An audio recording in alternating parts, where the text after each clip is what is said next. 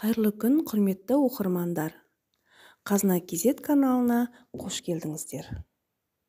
Біз бүгін Минуар мен Бибатима атты ертегіні тыңдайтын боламыз. Ендеше құлақ түріңіздер.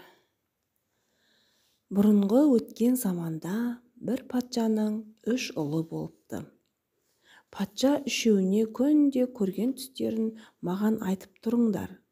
Мен сендерге күнде жақсы ойыншық берем, және ойын сауық тойға апарып тұрам, деп тапсырады екен. Соған балалары мәз болып, күнде көрген түсін әкесіне айтып келіп жүреді. Әкесі балаларын қызықтырып, түсін айтқан сайын жақсы ойыншықтар беріп жүреді екен.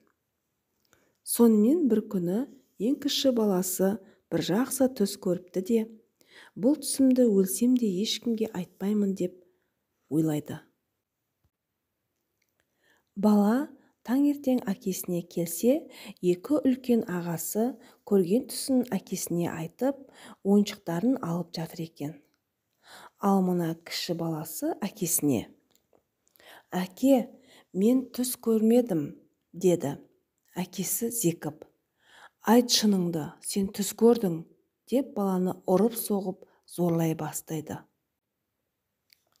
«Түс көргенім рас, бірақ бұл айтылмайтын түс. Себебі мен өлсем де ешкімге айтпасқа серт бердім», деп еді. Әкесі мұның сертшілін қара деп зорлық қылып 3 қайырып сұрайды. «Және саған ана екеуінен де қызықты көп ойыншық беремін», деп алдағысы келіп еді. Оған бала көнбеді. Аяғы бала қалай қылса да көнбеген соң, әкесі бір жәшік жасатып, сол жәшікке баласын салып, суға ағызып жібереді. Бала суға ағып кете барады. Осы судың аяғында бір шаһардың кедей аушысы бар еді. Сол ау салып, балық аулап отыр еді. Әлден уақытта ауына бір ауыр нәрсе келіп ілінді. Аушы байғұс қуанып кетеді. Әйелі мен баласы шақырып, үшеулеп әзер дегенде тартып алса, жәшік екен. Жәшікті ашса, ай мен күндей бір жас бала жатыр екен. Баланы күтіп, есін жиғызып, тамақ беріп, мән-жайды сұрайды. Бала бұрынғы болған оқиғаның бәрін жасырмай айтады. «Әкем түсіңді айтпадың деп суға салып жіберді», дейді. Аушы: «Енді түсіңді маған айт, сені өлтірмей судан тірі алып шықтым ғой», дейді.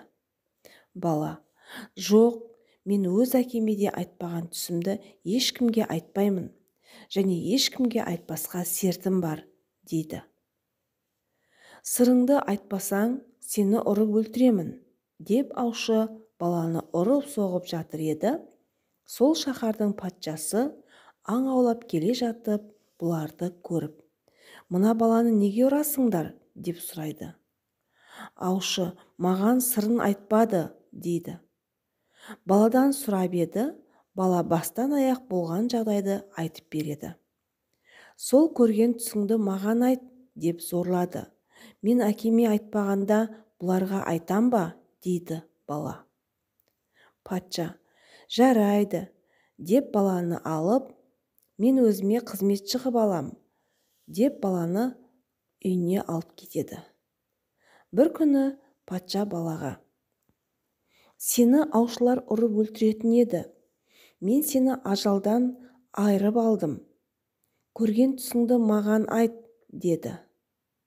Бала: «Тақсыр патша, мені зорламаңыз. Мен әкеме айтқам жоқ, аушыға да айтқам жоқ. Мен серт еткем. Өлтірсеңіз өлтіріңіз. Бұл түсімді сізге де айтпаймын», дейді бала. Сонан кейін патша ойлап, «Жарайды, серт қылсаң, айтпай-ақ қой. Бірақ, бала, сен маған мына қызымды беремін. Және өзім тақтан түсіп, саған патшалығымды да беремін. Сен маған түсіңді айтып сат», дейді. Бала да ойлап, менің көрген түсім осы ғой, маған қызым берсе, мен патшалығым берсе, деді де, жарайды сатайын, халқыңызды жинап, мені патша қойғаныңызды хабарлаңыз. Сонан кейін түсімді айтып беремін, деді бала. Сонымен патша келсіп, халқын жинап, мен тағымнан түстім. Патшалығымды мына балаға берем, қызымды да берем, деп хабарлады. Халқы мақұлдап, патша той жасап, ал бала, түсіңді айт енді, дейді. Бала түсін айтады. Түсімде мына қолтығыма ай, мына қолтығыма күн кіріп жатыр екен. Екеуін де құшақтап көзімді ашсам, түсім екен.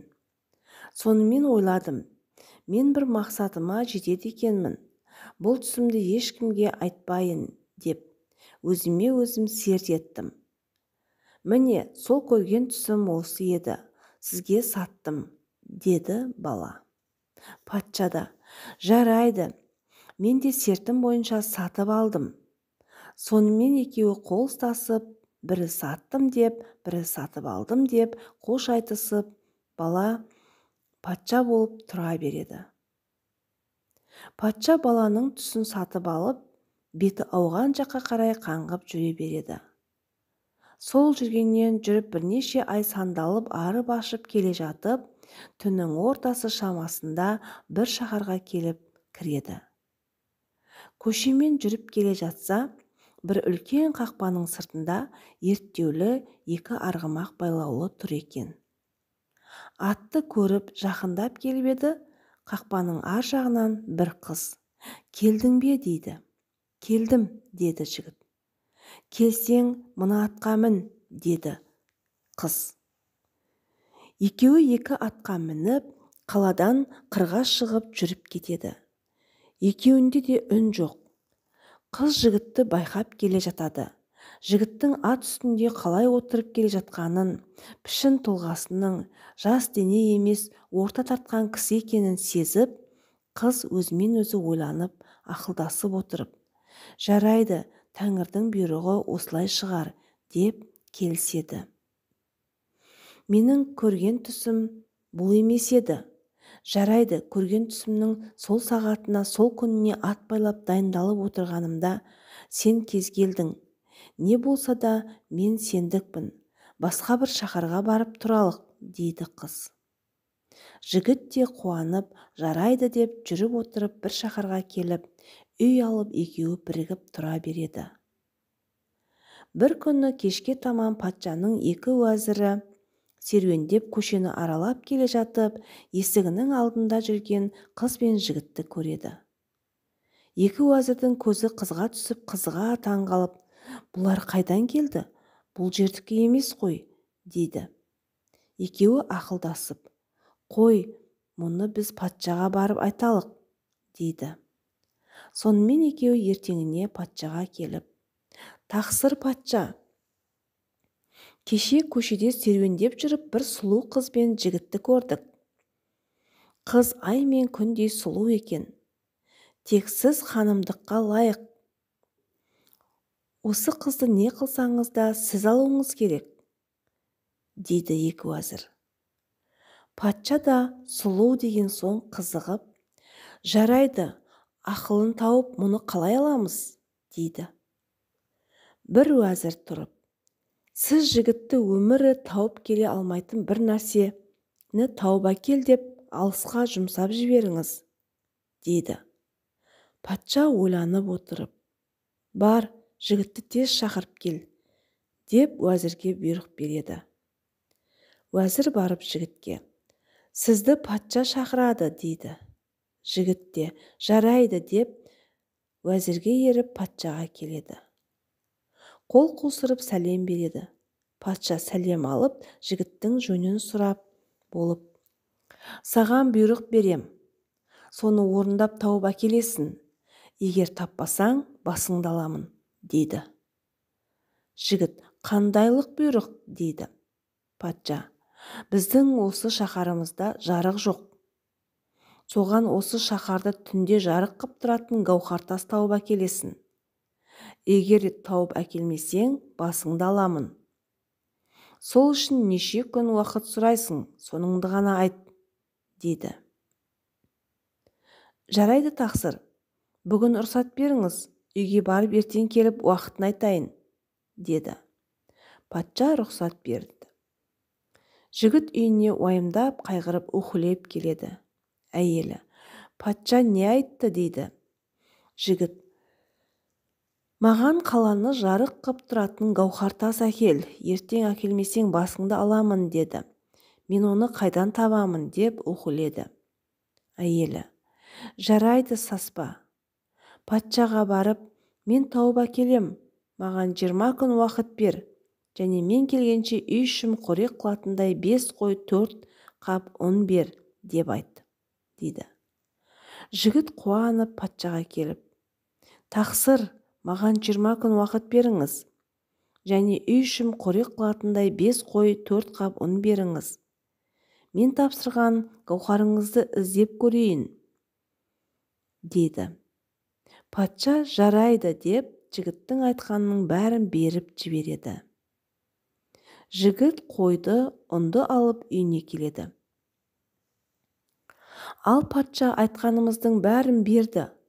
Енді гауһарларды қалай табамыз, деді әйеліне. Сонымен әйелі мән-жайды айтып үйіне хат жазды. Осыны алып менің шешеме бар, деп жазған хатты береді. Жігіт хатты алып қайнына жөнеледі. Бірнеше күн жүріп қайнына келіп қызының хатын шешесіне берді. Шешесі хатты алып оқыды. Қызының қайда кетіп, қайда қалғанын білмей зарлап, жылап отырған шешесі қатты қуанып, күйеу баласын неше күн қонақ қылып, сұраған 4 гауһартасын беріп үйіне қайтарады. Сонымен күйеу бала 4 гауһарды алып үйіне келеді. Әйеліне көрген білгенін айтып, алған 4 гауһарды көрсетеді.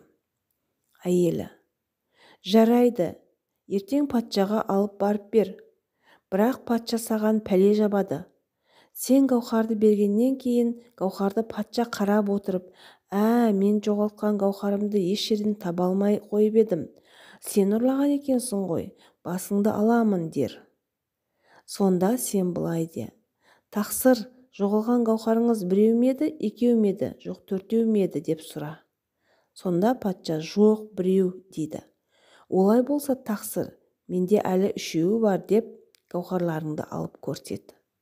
Сонда патша ұялғаннан үндемей сені босатады, дейді әйелі. Сонымен ертесіне жігіт әйелімен қош айтысып патшаға келіп сәлем береді. Патша сәлемін құп алып: жігітім, уәделескен күн де бітті, гауһарды әкелдің бе, дейді. Жігіт: тақсыр, сіздің бұйрығыңызды орындамасқа бола ма? Айтқан гауһарыңызды таптым, міне, деп гауһарларды ұсынады.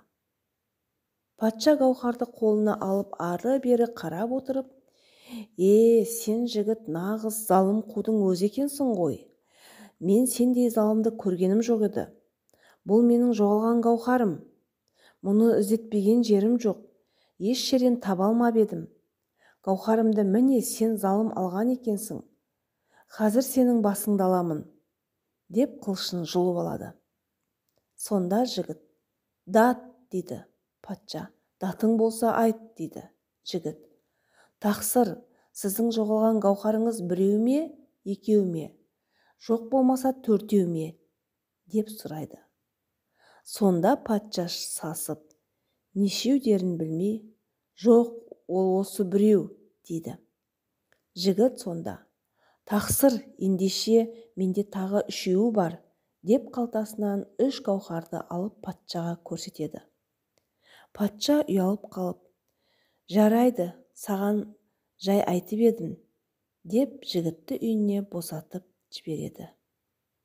Жігіт қуанып үйіне келіп, әйеліне естіп білгендерінің бәрін айтады. Сөйтіп, әйелімен ойнап күліп бірнеше күн жата береді. Бір күні жігіт ерініп, іші пысып әйеліне: сен ренжімесең, мен бір 10 шақты күн таулы жерге барып аң аулап келейін, депті. Әйелі ойланып отырып, мұны құр далаға жібергенше барып қызық көріп көңіл көтеріп келсін, деп өз әкесінің сәндеп салдырған неше түрлі қызықты ойын-сауық құратын бағына жібереді. Бірақ, дейді әйелі күйеуіне, мен саған бір серт қоямын. Онда барғанда неше түрлі ойын-сауық, неше түрлі қызығы бар, оның бәріне де рұқсат.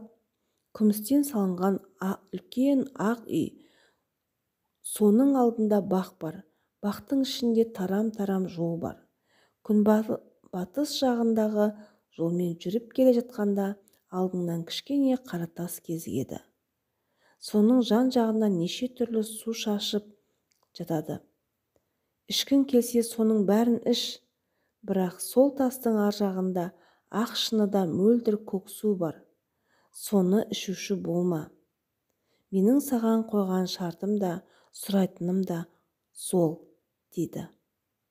Сөйтіп күйеуінен уәде алып, оны жібереді. Құрметті оқырмандар, біздің бүгінгі ертегіміздің бірінші бөлімі осымен тәмамдалды. Ертегі сіздерге ұнаса, лайк басып пікір қалдырыңыздар. Және ертегінің келесі бөлімін жіберіп алмас үшін қоңырауды басып қойыңыздар. Сау сәлеметте болыңыздар.